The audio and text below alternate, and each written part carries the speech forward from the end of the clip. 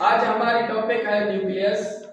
Nucleus जैसा कि cell का बहुत ही इम्पोर्टेंट पार्ट होता है।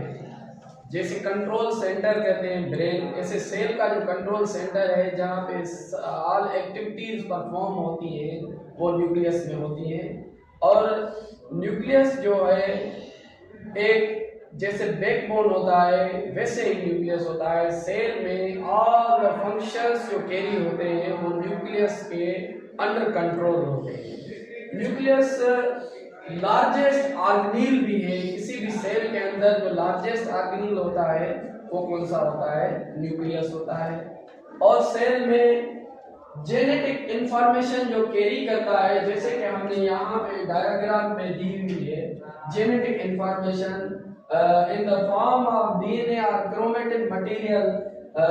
जैसे हमने ये ड्रा किया हुआ है, ये क्रोमेटिन मटेरियल जो है ये भी न्यूक्लियस के अंदर प्रेजेंट होती है, जहाँ पे जेनेटिक मटेरियल डीएनए प्रेजेंट होता है।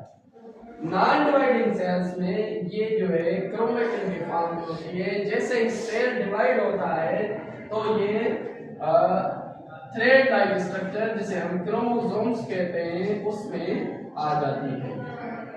न्यूक्लियस डबल मेम्ब्रेन होता है। न्यूक्लियस जो है इसके डबल मेम्ब्रेन प्रेजेंट होती है। और न्यूक्लियस वो वाहिद ऑर्गेनील है जो डिस्टिंग्विश करता है प्रोकैरियोट्स और यूकैरियोट्स में।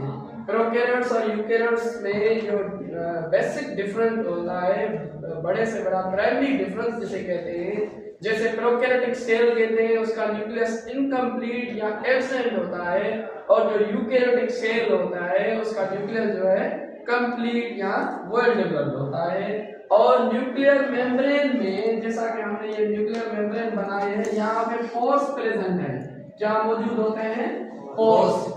इन पोर्स का जो प्राइमरी फंक्शन होता है वो ट्रांसपोर्ट ऑफ मटेरियल होता है। आरएनए और डिफरेंट प्रोटीन्स, डिफरेंट मैसेजेस जो है वो न्यूक्लियस से साइटोप्लाज्म के दरमियान जो होता है वो क्या होते हैं?